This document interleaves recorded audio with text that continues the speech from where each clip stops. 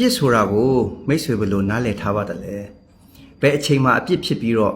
ဘလို့အချင်းအရာတွေကိုဖျားသခင်ကအပြစ်လို့သတ်မှတ်တယ်လေပေါ့ဒီအကြောင်းအရာကိုဒီဗီဒီယိုလေးမှာကျွန်တော်ပြောပြချင်ပါတယ်ဖျားသခင်ရဲ့ဖန်ဆင်းခြင်းအကြောင်းကိုကျွန်တော်ကြည့်တဲ့အခါမှာ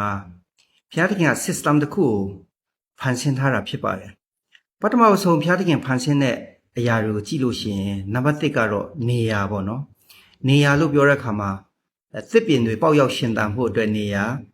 လူသားတွေအသက်ရှင်ဖို့အတွက်နေရာတိရစ္ဆာန်တွေပေါ့တတ္တဝါတွေအသက်ရှင်ဖို့အတွက်နေရာပေါ့နော်ဒုတိယကနေရာကိုဖန်ဆင်းတယ်ပေါ့နော်တတိယကဘာလဲဆိုတော့အဲ့ဒီနေရာမှာအသက်ရှင်နေထိုင်သောသူတွေ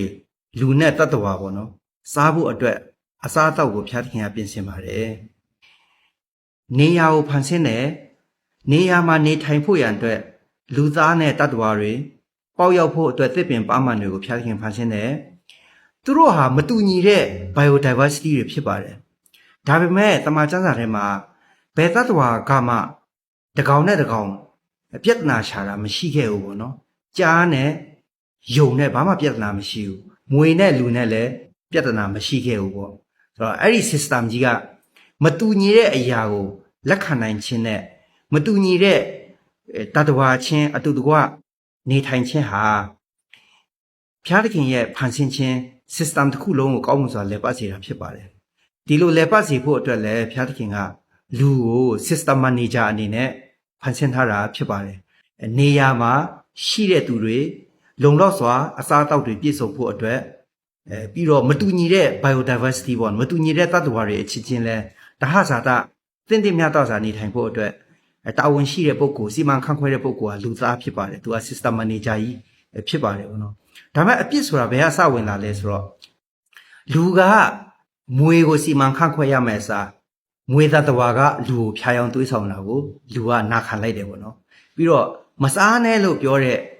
အသီးကိုစားမိတယ်ပေါ့နော်အသီးစားတာဘာမှပြဿနာတော့မရှိပေမဲ့ဖျားသခင်ပြင်ဆင်ထားတဲ့ system တစ်ခုလုံးကို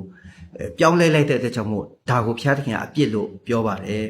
ဆိုတော့ဒီဖန်ဆင်းခြင်းတွေကဖျားသခင်ရဲ့ system ဟာကောင်းမွန်စွာနဲ့လဲပတ်ဖို့ရန်အတွက်လူက system manager အဖြစ်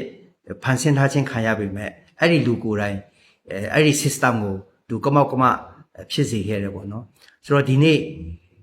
ကဘာကြီးထဲမှာလည်းဒီတိုင်းပါပဲเนาะဆိုတော့လူသားတိုင်းအတွက်နေထိုင်မဲ့နေရာလိုအပ်ပါတယ်တတ္တဝါတိုင်းအတွက်လည်းသူတို့လွတ်လပ်စွာရှင်သန်ပေါက်ဖွားဖို့အတွက်သူတို့အတွက်နေရာဆိုတာလိုအပ်တယ်အဲ့ဒီနေရာကိုဖျက်ဆီးတာက system ကိုဖျက်ဆီးတာပဲအဲ့ဒီနေရာမှာနေထိုင်ခွင့်ဆိုတဲ့သူတို့ရဲ့မွေးရပါအခွင့်အရေးကိုဖျက်ဆီးတာကလည်းဒါ system ကိုဖျက်ဆီးတာပဲဖြစ်ပါတယ်နေရာကိုဖျက်ဆီးဘူး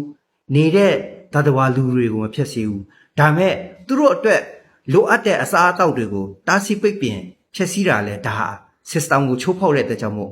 အပြစ်ဖြစ်ပါတယ်ဒါကြောင့်မို့အပြစ်တရားဆိုတာဟာဘုရားသခင်ကတင့်တင့်မြတ်စွာလဲပတ်ဖို့ရန်အတွက်ဖန်ဆင်းထားတဲ့ system ကိုချိုးဖောက်ခြင်းဖြစ်တယ်ပေါ့နော်အဲကြောင့်အပြစ်ဆိုတာဘုရားသခင်ရဲ့ system ကိုကမောက်ကမဖြစ်စေခြင်းချိုးဖောက်ခြင်းဖြစ်တယ်ဆိုတာကိုနားလည်ရပါတယ်ကျေးဇူးတင်ပါတယ်